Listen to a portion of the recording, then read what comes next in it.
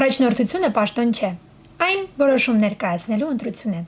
Բարև ձեզ, ես Մանե Բարեղամյանն եմ եւ գործարար Ալիքի հետ համատեղ սկսում եմ նոր հաղորդաշար, որը կոչվում է 2X։ Այն զրույցների շարք է կանանց հետ, ովքեր առաջնորդում են, ղեկավարում ընկերություններ, կայացնում որոշումներ եւ իհարկե փոխում կյանքեր։ Այսօր իմ զրուցակիցն է City of Smile բարեգործական հիմնադրամի տնօրեն Էսթեր Դեմիրճյանը։ Ողջույն Էսթեր։ Բարև Մանե ջան։ Ուրախ եմ հրավերս ընդունելու համար։ Սիրով։ Իհարկե շատ տարածված հարց հիմա պիտի տամ, բայց ըստ ձեզ առաջնորդ ծնվում են, թե դառնում։ Բարդ հարց է, ինչ խոսք։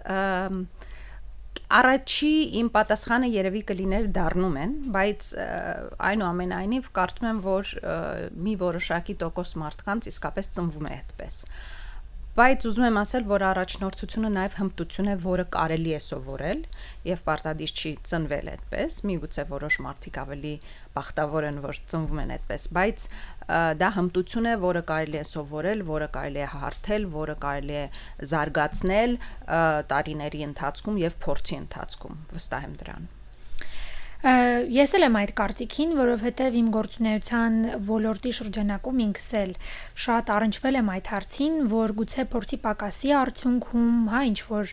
իրավիճակներում մենք բոլորս թերանում ենք, բայց երբ ունենում ենք փորձ, ունենում ենք բավարար գիտելիքներ, կրթություն, արդեն տիրապետում ենք թեմային, կարողանում ենք այնպիսի վստահ առաջնորդի դեր վերցնել մեզ վրա, որը իրենից ենթադրում է որոշումներ կայացնել, պատասխանատվություն վերցնել եւ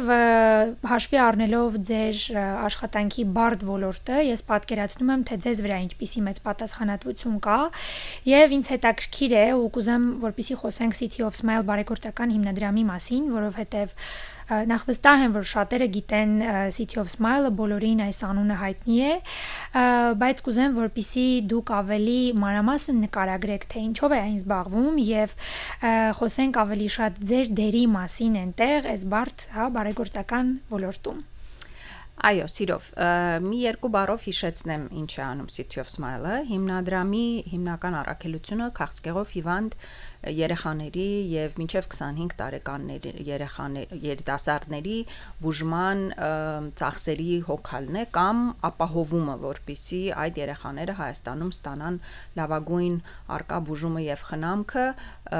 հիմնադրամի աջակցությամբ, որովհետեւ բնականաբար բոլորս հասկանում ենք, որ Հայաստանում նույնիսկ միջին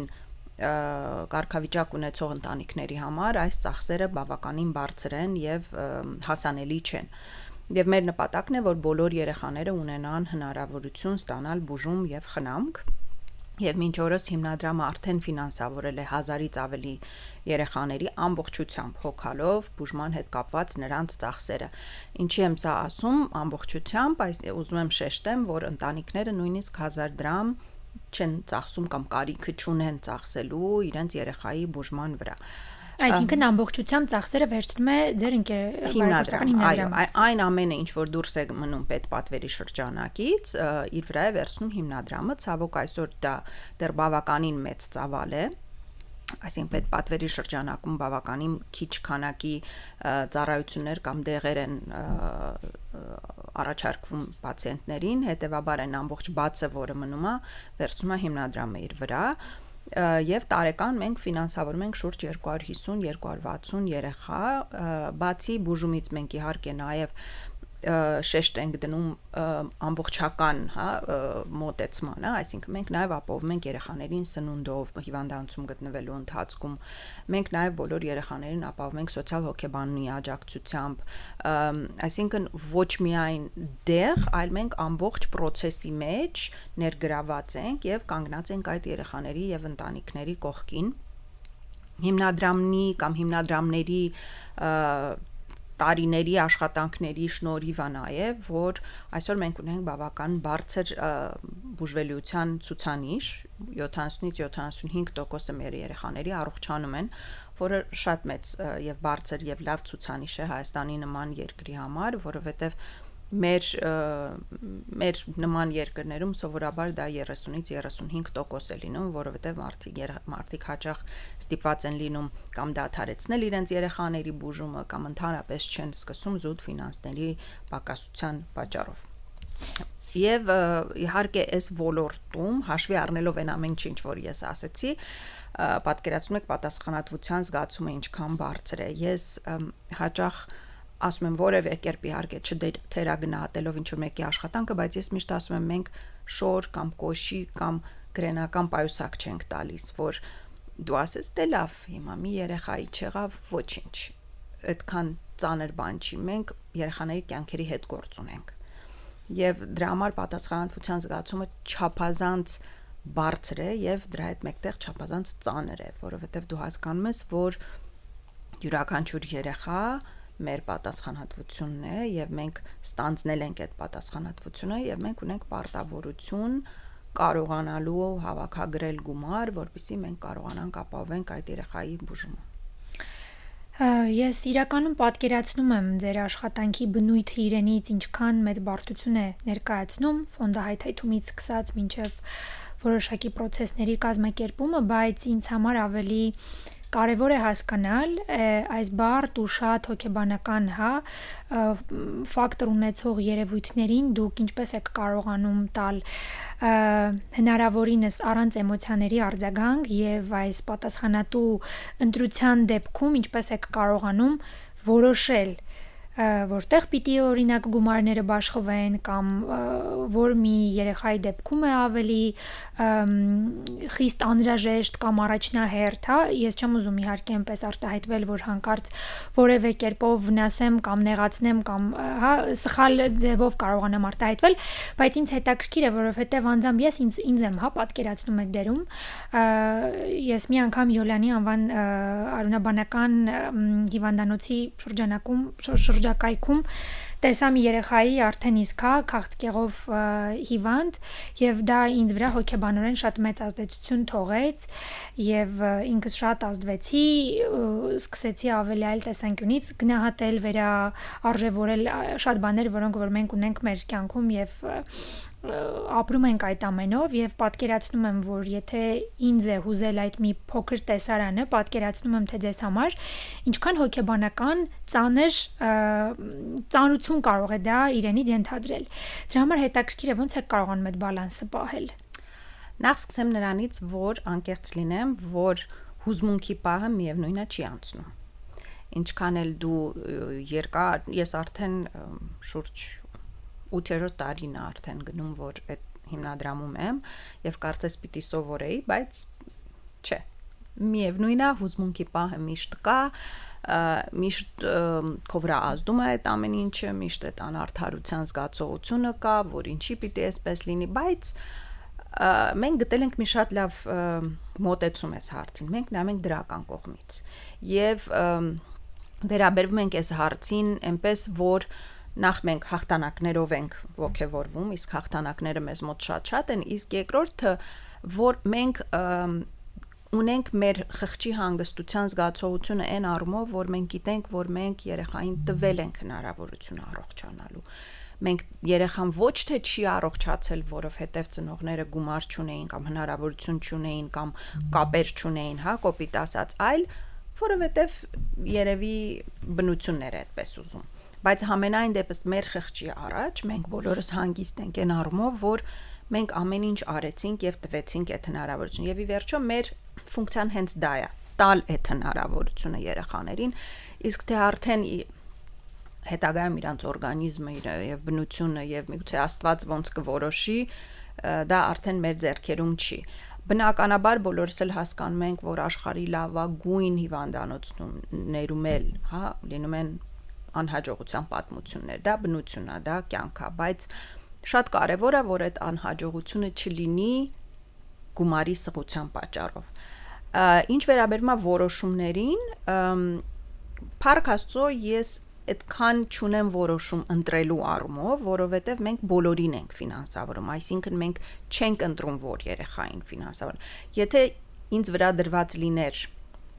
որոշել, որ երեխային ֆինանսավորել, որ ինչ է, ես դժվար թե կարողանայի այդ աշխատանքը անել, որովհետև դա շատ ծանր բեռ կլիներ ինձ համար, բայց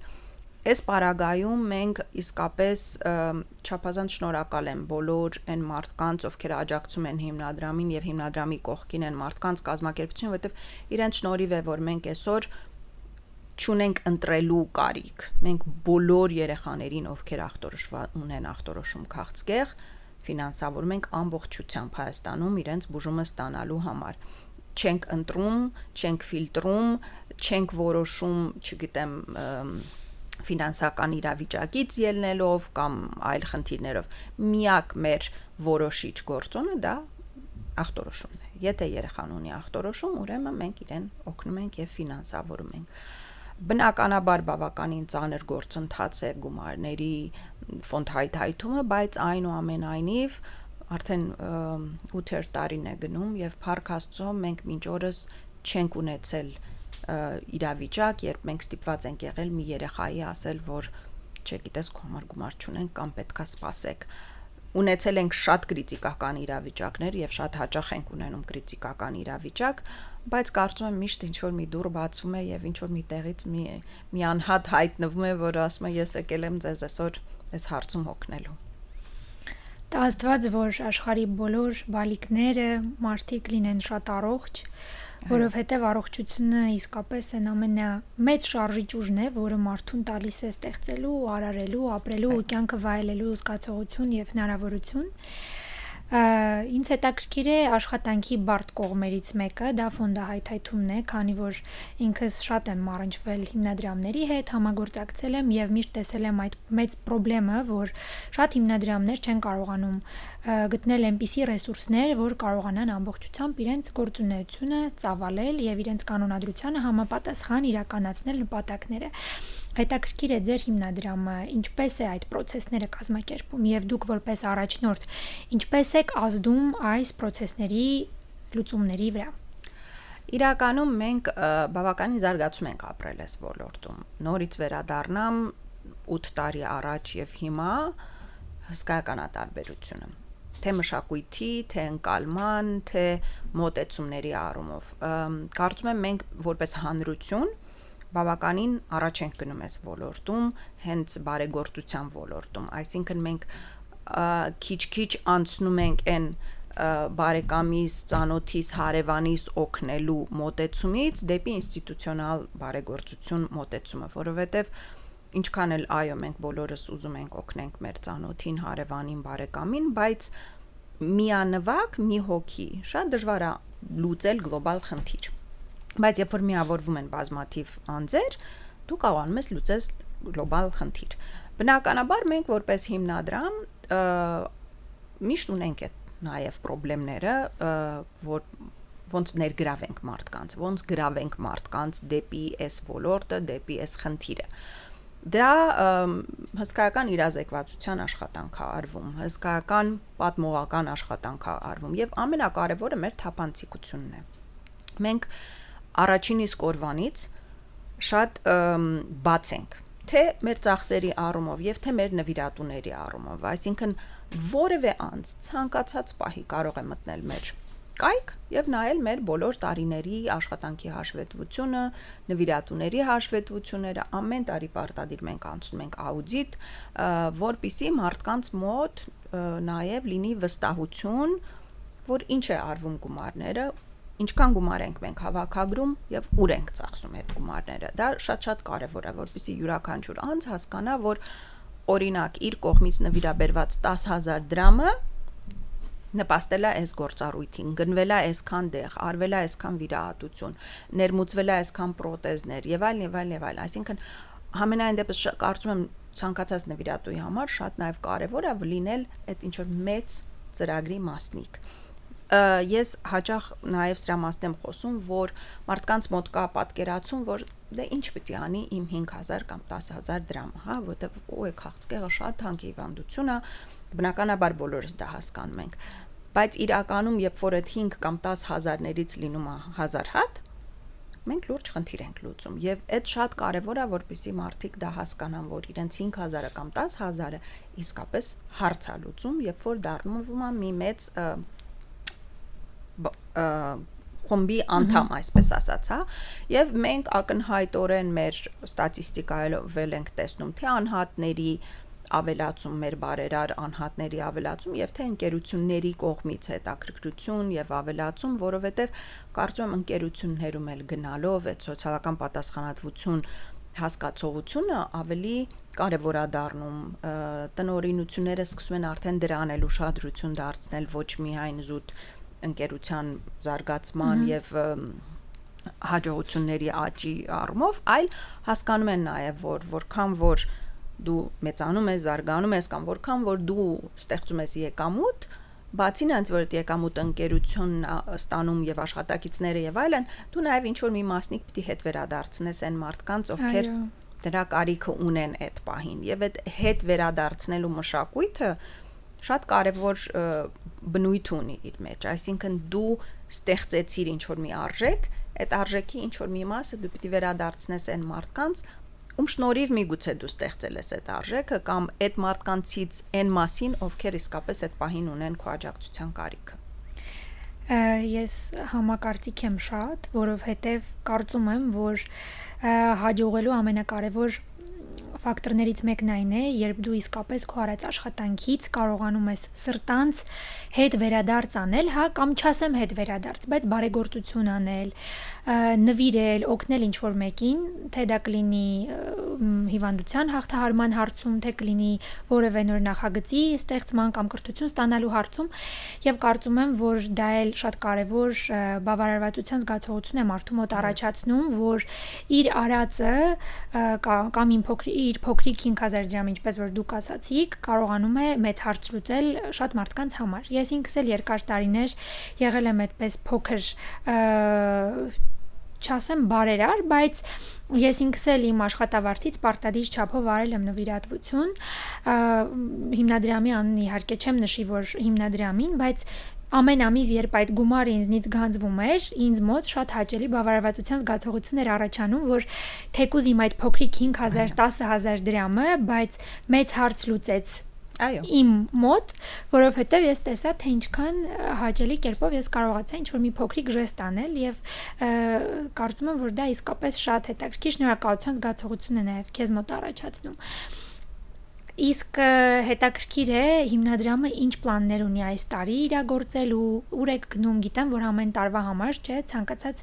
ընկերություն, հիմնադրամ ունի իր տարվա պլանը, որը ուզում է անպայման իրականացնել։ Հետաքրքիր է այս տարվա հետ կապված ինչ պլաններ կան։ Իրականում մենք մեր հիմնական նպատակը բնականաբար բուժման process-ների բարելավում, արդիականացում եւ մենք շատ սերտ ենք աշխատում միջազգային գործընկերների հետ հենց այդ նպատակի ուղղությամբ բավականին շատ աշխատանք արեցինք մեր ուռուցքաբանության եւ արյունաբանության ոլորտի զարգացման գործում այս ընթացքում մեր հիմնադրամի աջակցությամբ Հայաստանում բացվեց առաջին պալիատիվ աջակցության կենտրոնը հիմնադրամի աջակցությամբ Հայաստանում սկսվեց իրականացվել փոխպատվաստումը ոսկրածուծի, որը նախկինում չէր արվում եւ մեր երեխաները ստիպված էին մեկնել արտերկիր այդ պրոցեդուրան կամ այդ հարցը լուծելու համար, որը հսկայական գումարների մասին էր խոսքը, այսինքն $200,000-300,000 մարդիկ պիտի փորձեին գտնեին, որպեսզի գնային իրենց երեխայի փոխպատվաստումը իրականացնելու։ Այսօր դա արդեն արվում է Հայաստանում եւ դա արվել է մեր հիմնադրամի աջակցությամբ նեյրոբլաստոմա կոչվող հիվանդությունը, որը բավականին ծանր հիվանդություն է եւ շատ-շատ թանկարժեք, նույնպես անցյալ տարվանից մենք բուժումը իրականացնում ենք Հայաստանում, ապահովում ենք դեղերով եւ իհարկե մեր բժիշկների վերապատրաստումը ապահովելով կարողանում ենք դա արդեն անել Հայաստանում, այսինքն նորից մեր երեխաները կամ ընտանիքները ստիպված չեն գնալ արտերկիր, բայց բացի դրանից մենք շատ ուշադիր հետևում ենք բոլոր նորամուծություններին եւ շատ սերտ աշխատում ենք աշխարհի լավագույն հիվանդանոցների հետ եւ ցանկացած նոր պրոտոկոլներ, ցանկացած նոր մոտեցումներ մենք փորձում ենք նույն կերպ բերել դա Հայաստան, որպեսզի որևէ կերպ մեր երեխաները պակաս կամ ավելի վատ բուժման արդյունքներ չունենան, քան նույն Եվրոպայում կամ Ամերիկայում եւ մեր հիմնական բնականաբար ամենամյա միսիան դա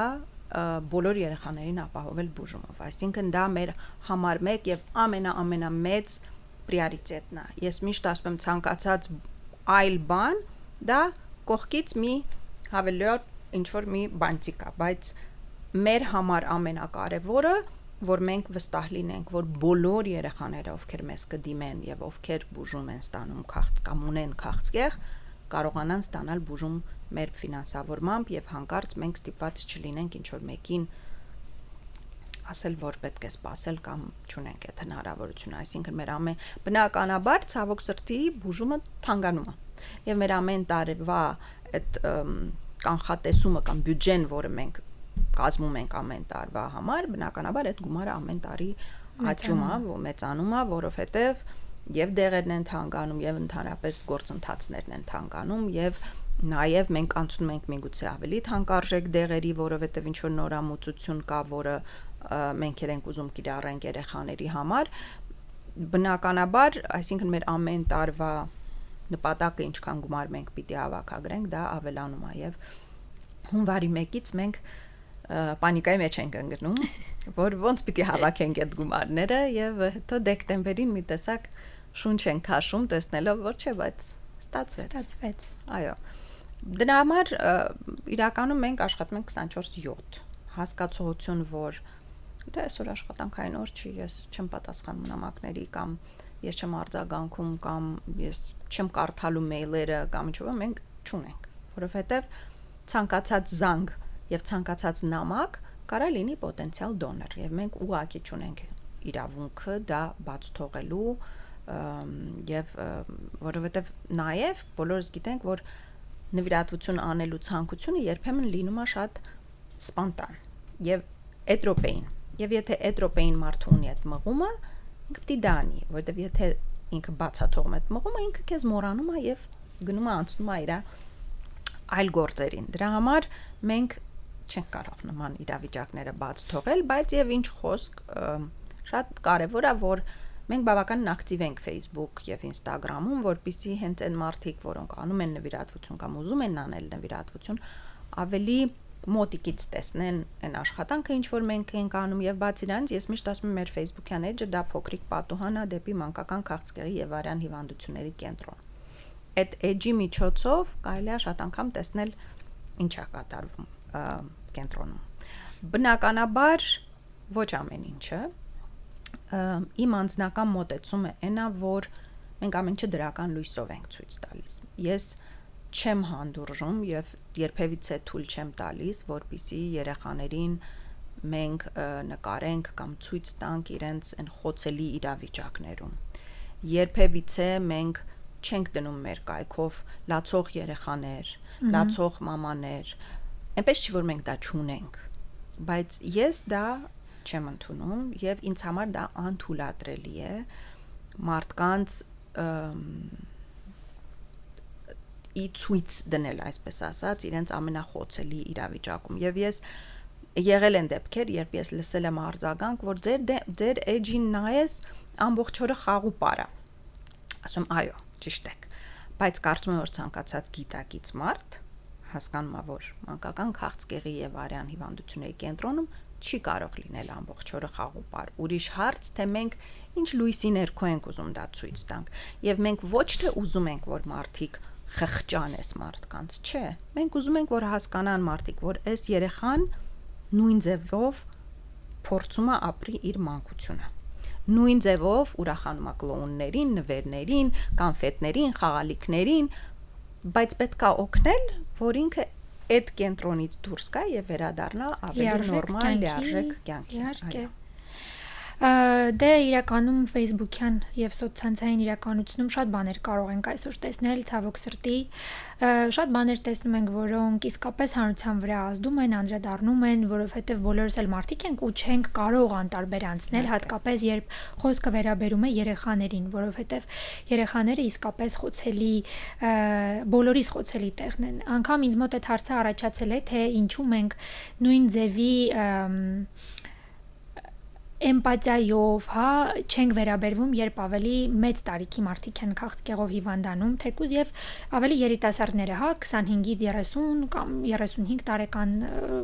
տարեկանում գտնվող մարդիկ, բայց նաև հասկանում եմ, որ երեխաները իսկապես այնտեղն են, այն լույսն են, ովքեր մեր ապագան են եւ մենք պարտավոր ենք ինչ-որ տեղ նաեւ իրենց օգնել, որպեսզի կարողանան իրենք ապրել իրենց կյանքը, իրենց մանկությունը լիարժեք ու գոնե մինչեւ ավելի հասուն կյանքի բարդությունները տեսնելը կարողանան հնարավորինս զերծ մնալ բարդություններից, դժվարություններից Ես սրտանց մաղթում եմ հաջողություն ձեզ եւ City of Smile-ին եւ մեծ հույս ունեմ, որ այս տարվա ընթացքում դուք ձեր պլանը ոչ միայն կկատարեք, այլ նաեւ կգերակատարեք։ Բայց ուզում եմ մի քիչ խոսենք կրթության եւ ավելի առաջնորդության մասին, որպես անհատ եւ քննարկենք թե դա ձեզ մոտ ինչպես է երևում եւ ինչպես է արտահայտվում օրինակ տանը ձեր անձնական ոլորտում ես գիտեմ որ դուք բավականին հարուստ կրթություն եք ստացել եւ սովորել եք առաջին մասնագիտությամբ բանասեր եք եւ հետո արդեն փոխել եք ձեր ոլորտը նաեւ վարել եք մագիստրոսական ծրագիր Հարվարդի համալսարանում ես միշտ խոսում եմ որ Հարվարդում սովորելը իմ երազանքն է եւ տա աստված որ կարողանամ ես ինքս էլ մի օր դա սրտանց կատարել շնորհակալ եմ Ես հավատում եմ, որ լավ կրթությունը, որակյալ կրթությունը եւ նաեւ այն շրջապատը, որտեղ մենք գտնվում ենք, նպաստում է մեր որպես անհատ ձևավորման վրա եւ հավատում եմ, որ առաջնորդությունը ոչ միայն գենետիկ կոդով եկող բնավորություն է, այլ նաեւ հավատում եմ, որ դա իսկապես կարելի է զարգացնել, կրթել եւ դնել մեր անձի մեջ, այն կիրառելով մեր կյանքի տարբեր ոլորտներում։ Ես կուզեմ մի քիչ պատմեք Հարվարդի համալսարանում ձեր կրթական ծրագրի մասին եւ թե դա ձեզ վրա ինչքան մեծ ազդեցություն է թողել եւ ինչքան է օգնել ձեզ ձևավորվել որպես առաջնորդ։ Իրականում շատ ճիշտ եք, որ կրթությունը եւ շրջապատը շատ մեծ դեր ունեն մարդու կայացման հարցում։ Եվ այո, իմ առաջի կրթությունը բանասեր եմ եղել, բայց ի սկզբանե ես հասկանում էի, որ դա չի իմը եւ երբեմն հիմա ասում եմ 4 տարի անիմաստ կորցրած տարիներ են իմ կյանքում, որովհետեւ անմիջապես դրանից հետո ես փոխեցի ուղղությունս, ես հասկացա, որ ես ուզում եմ դեպի ֆինանսներ, ես ուզում եմ դեպի այդ ուղղությունը ավելի եւ արեցի ACCA Հայաստանում եւ աշխատանքից բնույթն էլ շատ արագ անցավ դեպի ֆինանսական, ավելի քան թե զուտ ադմինիստրատիվ այսպես ասած եւ հետո հետագայում ամուսնուս հետ միասին գնացինք Հարվարդ ինքն էլ էր սովորում ես մի կես տարի ավելի ուշ սկսեցի եւ ունենք 2 երեխա այդ ժամանակ մեզ հետ իրականում ես միշտ ասում դա իմ բանակի տարիներն էին որովհետեւ հիմա երբ որ ես հետ եմ նայում ես իսկապես չեմ պատկերացնում թե մենք ֆիզիկապես դա ոնց ենք իրականացրել որովհետեւ քնում էինք երևի 4 ժամ, երեխաներս այդ ժամանակ մեկը 6 տարեկան էր, մեկը 4, չէ, կներեք, մեկը 2 տարեկան էր, մեկը 4, վերադարձանք եւ 6 ու 4-ով, այսինքն մանկապարտեզ, երեխաների հոգս, դաս եւ նաեւ տնային հոգս, որովհետեւ ի վերջո ընտանիքով ես այնտեղ եւ կա նաեւ տնային հոգս, բավականին ծանր էր, հիմա իհարկե շատ կարոտով եմ հիշում այդ շրջանը, բայց Այնուամենայնիվ նաև հասկանում եմ, որ եթե մարդը կարիք ունի, դու մոբիլիզացնում ես բոլոր քո ուժերը։ Ինչ որ ձևով, ինչ որ գերբնական ձևով դու մոբիլիզացնում ես քեզ։ Բայց հիմա երբ որ ես նայում եմ, ասում ես չեմ հասկանում, մենք ոնց ուղակի միտեղ սենց չենք փուլ եկել ուղակի, որովհետև 2 տարի ապրել այդպիսի ռեժիմով բավականին ծանր էր, այսինքն դու ունես քո դասերի լարվածությունը, ստրեսը դու ունես երեխաների հետ խնդիրի վերջո հազար այլ հարց կա եւ դու պետքա կենցաղդ ապահովես, կազմակերպես ինչ-որ ձևով եւ Ամերիկայում ամեն ինչ այնքան հեռու է, որ եւ դու չունես որևէ մարտով մի օր կասի գիտես ինչ, այսօր ես քեզ կօգնեմ, դու գնա զբաղվի քո գործով, մենք չունեինք այդ ոչ մեկ մեզ հետ չէր բնականաբար ես եւ ամուսինս եւ փորձում էինք սենց իրար ինչ որ ձևով փոխարինել ժամային առումներով երեխեքի հարցում, բայց այնուամենայնիվ կարծում դա նաեւ ինչ որ շատ կոփող շրջան էր, երբ որ դու հասկանում ես, որ դու ամեն ինչ կարաս։ Եթե պետք է, ուրեմն կարաս։ Այսինքն հասկացողություն, որ բայց ոնց դու ուղղակի տարբերակ չունես։ Դու պիտի անես, պիտի հասնես եւ դա կարծում եմ նաև ինչ որ փորձառություն է, որը քեզ սովորացնում է, որ ամեն ինչ հասանելի է մարդուն, եթե դու միտքը դնես դեպի դա։ Այո, դու միշտ էլ կարող ես նստես ու նվնվաս ու ասես վայ, դժվար է, ծանր է, ես չեմ կարա, ամեն ինչը ցանկության մեջ է։ Եվ կարծում եմ դա էլ է ինչ որ հմտություն կամ առաջնորդական մի ուղղություն միգուցե, հա, որ դու պիտի հասկանաս, որ նա քո ցանկությունը, ինչ ես ուզում դու անես, ինչ ես ուզում, ուր ես ուզում դու հասնես եւ նույնը աշխատանքի մեջ, այսինքն մենք ինչքան էլ մեզ դժվար է, մենք գիտենք, որ մենք ինչ-որ բան պիտի անենք եւ դա պետք է, դա ընտրովի չի, դա պարտադիր է։ Հետեւաբար մենք պիտի այնքան ջանք գործադրենք, որ հասնենք այդ նպատակին, որովհետեւ այս պարագայում բազմաթիվ մարդիկ կախված են հիմնադրամի գործողությունից։ Ընդհանրապես առաջնորդությունը իմ կարծիքով, ինչպես ես ասացի, մեծամասամբ կարծում եմ կրթության կամ ձեռքբերովի է, հա, կյանքի ինչ-ինչ պատճառներով կամ ինչ-ինչ պայմաններով դու գալիս ես ինչ-որ մի իրավիճակի, երբ դու պետք է դա անես կամ դա քո ցանկությունն է, երկուսից մեկը։ Ես չգիտեմ իմը որն էր, որովհետև երկուսն էին ենթադրում եմ, որովհետև այնպես չի, որ ես տենց պատրաստված եկա City of Smile կամ գիտեի, որ գալու է այդտեղ կամ նպատակային եկա, բայց բացի դրանից բնույթով էլ ես բավականին փակ մարդ եմ։ Ես չեմ սիրում շատ բաց խոսել, չնայած շատ անգամ երբ որ ես դա ասում եմ, մարդիկ զարմանում են, բայց ես այդ ամեն ինչը անում եմ ռուսերեն ասած через себя։ Այսինքն ես ջանք եմ գործադրում այդ ամեն ինչի համար, այդ իմ բնական վիճակը չի շատ հաճախ, բայց դրա հետ մեկտեղ նորից գալիս ենք այն հասկացությանը, այո, որ ամեն ինչ հնարավոր է, եթե դու գիտես, որ դա պետք է ու դա քո պատասխանատվությունն է կամ դա քո պարտականությունն է ինչ որ չափով։ Դե, ինչպես ասում են, չլինող բան չկա։ Այո։ Ես հավատում եմ այդ եզրույթին։ Իրականում, հա, երբ մարդը ունենում է մեծ նպատակներ, տեսլական, հասկանում է, թե իր ջանքերն ինչի համար են ներդրվում, կարծում եմ, որ այդ գերբնական ուժը ինչ որ կերպով նաև մարդը ստանում է, բայց քանի որ մեր հաղորդաշարը կանանց մասին է եւ հաղորդման անունն էլ հենց մենք պատահական չենք ընտրել 2X-ը հենց նշանակում է կնոջ այդ 2X քրոմոսոմները, որը տարբերում են կնոջը տղամարդուց, ես վստահ եմ, որ կինը ավելի շատ գերբնական էներգիա եւ ուժ ունի իր հարցերը լուծելու եւ կազմակերպելու համար, քան տղամարդը, չնայած չեմ թերագնահատում եւ չեմ ասում, որ տղամարդիկ չունեն, ուղղակի կարծում եմ, որ կնոջ մայր դառնալու ֆակտորը իրեն օգնում է արարչական process-ը ավելի ուզում եմ ճիշտ միտքս ձևակերպել, բայց կինը արարող է, հա, եւ երբ որ կինը դառնում է մայր, այդ գերբնական էներգիան նա ստանում է, որովհետև շատ դժվար է երեխաների հետ չքննելը, կազմակերպելը տուն, կենցաղ հարաբերություններ, նաև երեխայի հարցերը լուծելը, եւ ես վստահ եմ, որ կնոջը այդ արարչական կարողությունը ի վերուստ է տրված եւ ինձ մոտ նաև կա համոզմունք, որ կանայք անգամ եթե իրենք չեն համարում, որ իրենք առաջնորդներ են, որ իրենք լիդերներ են, որ իրենք ղեկավարներ են, ես մեկ է հավատում եմ այդ գաղափարին, որ ցանկացած իր մեջ գենետիկ կոդով այդ հնարավորությունը առաջնորդության ունի, որովհետև երբեմն կյանքի տարբեր իրավիճակներում դա ավտոմատ կերպով սկսում է ինքնադրսևորվել ընտանիքում, կյանքում, աշխատանքում, որոշակի հարաբերություններում,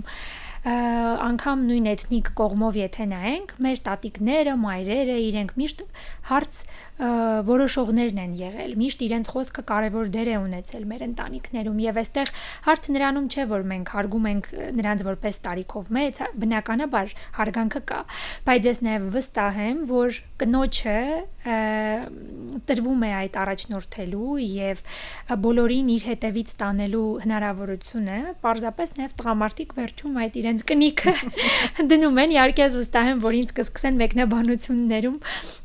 քարկոծել իմ այս ասացի համար, բայց ես ուրախ եմ, որ կանայք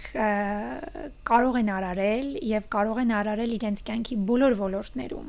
եւ ընտանիքում, եւ սերունդը շարունակելու ոլորտում, եւ ինչու ոչ, նաեւ աշխատանքային կարիերայում։ Շատ ժամանակ ինձ հարցնում են, թե արդյոք ես բախվել եմ խնդրի, երբ աշխատանքային կամ բիզնես միջավայրում ինձ տղամարդիկ խանգարել են իմ որևէ նախագիծը իրականացնել, եւ ես միշտ ամենայն անկեղծությամբ պատասխանում եմ, որ ոչ, ես երբեք այդ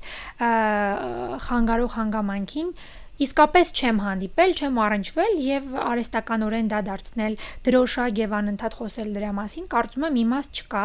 բայց նաեւ չեմ բացառում, որ այո, կան դեպքեր, երբ իսկապես կին տղամարդ աշխատանքային փոխհարաբերությունները խանգարում են աշխատանքի պրոդուկտիվությանը։ Ինձ հետաքրքիր է նաեւ, օրինակ դուք հանդիպել եք այդպիսի խոչընդոտի, երբ տղամարդկանց հետ որոշում կայացնելու առումով որևէ խնդիր է եղել եւ ձեր որոշումը չի ընդունվել կամ որևէ կոնֆլիկտային իրավիճակ է ստեղծվել։ Անկեղծ ասած, ես չեմ հիշում նման իրավիճակ։ Միգուցե եղել է կոնֆլիկտ, բայց դա եթե եւ եղել է աշխատանքային կոնֆլիկտ, ոչ թե որովհետեւ ես կին էի ինքը տղամարդ։ Այսինքն ուղղակի պետքա ճիշտ նայել հարցին, ոչ թե դա վերափաթեթավորել ինչ որ կերպով, իմ կարծիքով։ Կոնֆլիկտները միշտ էլ կարող են լինել։ Մոտեցումը, պատկերացումները շատ հնարավոր է որ տարբեր լինեն կանանց եւ տղամարդկանց մոտ, բայց դա ոչ թե կոնֆլիկտ է, որտեղ ինքը տղամարդա դու կին ես, այլ դա ուղղակի ընկալումը նույն պրոյեկտի կամ նույն հարցի, նույն խնդրի։ Բայց եթե դու տանում ես դա մի քիչ այլ ուղղությամբ, դու սկսում ես այլ կերպ դա ընկալել։ Անկեղծ ասած, ես երբևիցե չեմ ունեցել եւ ես նաեւ ասեմ ձեզ, որ շատ ընկերներից, ծանոթներից, որոնք մեծ կազմակերպությունների ղեկավարներ են, շատ հաճախ եմ լսում, որ կանայք շատ ավելի լավ աշխատողներ են եւ իրանք շատ ավելի հաճույքով աշխատանքի են վերցնում կանանց, որովհետեւ շատ ավելի պարտաճանաչ են, շատ ավելի կատարող են, շատ ավելի կրեատիվ են ինչ որ հարցերում։ Այսինքն նույնիսկ ես գիտեմ, որ չգիտեմ, ես չեմ կարծում, որ մենք Հայաստանում երբևիցե ունեցել ենք այն խտրականությունը կանանց եւ տղամարդկանց միջև, որի մասին հաճախ sense բարձրաձայնվում եւ խոսվում է, որովհետեւ եւ ի վերջո կյանքն էլ է ցույց տալիս, ինչքան մենք ունենք կանայք բարձր դիրքերում կայացած աշխատանքի մեջ, ընդհանրապես հասարակության մեջ, այսինքն ես չեմ կարծում, որ մեր կանայք լուրջ կոչնդոտներ ունեն։ Մարդկային հարաբերությունը դա ուրիշ բան է, դա կին տղամարդու խնդիրը չի, դա դու այդ նույն խոչընդոտը կարող ես կնոջից էլ ունել, այնպես չի որ կանայք իրար չեն խանգարում, հա, բայց դա մարդկային հարաբերություն է, ոչ թե սերերով պայմանավորված հարաբերություն է, էլի, իմ կարծիքով։ Համակարծիք եմ, մարդկային հարաբերություններում ցանկացած մարդու հետ էլ կարող ես ունենալ տարաձայնություն, խնդիր եւ ի վերջո մենք չենք կարող վերահսկել դիմացի մարդու կարծիքը եւ իրավունք էլ չունենք կարծիքը վերահսկելու, այսինքն ես հարգում եմ ձեր կարծիքը եւ ակնկալում եմ, որ նաեւ պիտի փոխադարձ արգանքը իմ կարծիքի վերաբերյալ լինի։ Բայց այստեղ հետաքրքիր է, որ Հայաստանում հատկապես մեր պատրիարխալ հասարակությունում միշտ շահարկվում է այդ թեման, որ չգիտես ինչու կանայք ավելի թույլ դիրքերում են եւ կանայք չգիտես ինչու վստահության չեն արժանանում, բայց փոխարենը տղամարդիկ զբաղեցնում են ավելի լուրջ դիրքեր, լուրջ պաշտոններ, անգամ միշտ այդ խոսակցությունը կա, քննարկումը կա, որ ինչու մեր ղեկավար ատյաններում չեն զբաղեցնում կանայք ավելի լուրջ դիրքեր, չնայած հիմա նաեւ կա օրենսդրական կարգավորում, որ անգամ հա քաղաքական ոլորտում, երկրի կառավարման ոլորտում պիտի անպայման կանանց ներգրավվածությունը լինի եւ ես շատ ուրախ եմ այս հարցում, որովհետեւ ձեզպես կարծում եմ, որ կանայք ավելի կոմպետենտ են, ավելի պատասխանատու են եւ շատ ժամանակ ավելի ուրիշ կերպ են վերաբերվում իրենց արած աշխատանքին, փորձում են այն ավելի իդեալական եւ լավ անել։ Իհարկե ասում եմ, չեմ թերագնահատում տղամարդկանց մոտեցումները, բայց կարծում եմ, որ պետք է արժանի համեմատության արժանացնենք այս հարցը։ Եվ իհարկե հաղորդումը փակելով ուզում եմ, որպեսզի դուք ձեր խորհուրդը հղեք մեր երիտասարդներին, եթե ինչ-որ հա ունեք ասելիք իրենց, ինչ խորհուրդ կտաք, ինչպես զարգացնեն իրենց առաջնորդական հմտությունները, ինչպես դիմանան պայքարներին, ինչպես կարողանան իրենց տեսակը պահելով, իհարկե հարգելով դիմացինի կարծիքը, բայց կարողանան աճել, զարգանալ եւ արարել։ Իրական ես կարծում եմ, որ այսօրվա երիտասարդությանը խորհուրդ տալ մենք չենք կարող, որովհետեւ շատ հարցերում իրանք մեզանից շատ բան գիտեն եւ շատ ավելի ճիշտ գիտեն իրենց սահմանները պահել, այսպես ասած, հա, եւ ավելի ճիշտ մոտեցում դրսևորել, բայց մի բան կա, որ ես նկատել եմ այսօրվա երիտասարդների մեջ, դա այդ հավատարմության պակասն է։ Այսինքն նրանք չեն ուզում որևէտեղ երկար մնալ, չեն ուզում երկար նվիրվել ինչ-որ մի բանի, հա, այսինքն շատ արագ ուշադրությունը շեղվում է։ Դա ենթադրում եմ այսօրվա սոցիալական ցանցերի եւ այդ ամենի այդ ուշադրության կարճ բանի խնդիրն է, բայց ամեն դեպքում ես կարծում եմ, որ երիտասարդները այսօր ինքան հնարավորություններ ունեն կրթվելու ի տարբերություն մեզ ժամանակին, հա, որտեղ այսօր ինտերնետը, on-line դասընթացների հնարավորությունները, հազարավոր դասերի, կուրսերի եւ այդ բոլոր հնարավորությունները այնքան շատ են, հարցը միայն ցանկության մեջ է, եւ եթե որևէ մարդ ուզում է, ցանկություն ունի կրթվելու, զարգանալու, հնարավորություններ բազմաթիվ են։ Բայց եւ նաեւ շատ կարեւոր է, որ հասկանան, որ այն ինչի մասին մենք խոսեցինք, անհնարին ոչինչ չկա։ Եթե դու ունես նպատակ, դու հաստատ կարող ես հասնել այդ նպատակին, բայց ոչ թե ուղակի խոսելով, որ ես ուզում եմ, որ սենց դու պետք է ջանք գործադրես դրա համար, որևէ բան ինքնըստինքյան օդից չի լինում։ Յուրաքանչյուր բանի համար, յուրաքանչյուր հաջողություն, որը մենք տեսնում ենք, դա տարիների մեծ աշխատանքի արդյունք է։ Մենք տեսնում ենք ֆասադային նկարը, չենք տեսնում հետևում ինչա։ Եվ երբևիցե որևէ մեկին թող չթվա, որ ինչ որ մեկի հաջողությունը դա պատահականություն է կամ տենց շատ հեշտ ստացված ինչ որ մի բան է, բոլորովին ուղղակի, բնականաբար մենք տեսնում ենք ֆասադը եւ չենք տեսնում ինչ որ կատարվել է հետևում եւ ցանկացած մարդ որևէ ձևով իր ընտանիքի մեջ, իր աշխատանքի մեջ, իր ընկերների շրջապատում դու պիտի գործադրես ջանք, որպեսզի ամեն ինչը հաջողվի, որպեսզի ամեն ինչը ստացվի, թե ընտանիքում, թե աշխատանքում, թե քո ընկերների հետ միասին։ Թե ինչ ասում են, ամեն լավ բան ունի իր վճարը եւ պետք է վճարել ցանկացած լավ բանի համար։ Թե ինչ շնորհակալ եմ շատ հետաքրքիր հաճելի զրույցի համար։ Հիշեցնեմ մեր ռադիոընկերներին, որ Գործարար Ալիքի եթերում 2X հաղորդաշարն էր եւ ես Մանե Բարեղամյանն եմ եւ այսօր իմ հյուրն էր City of Smile հիմնադրամի տնօրեն Էսթեր Դեմիրճյանը։ Կհանդիպենք։ Շնորհակալ եմ, Մանե ջան։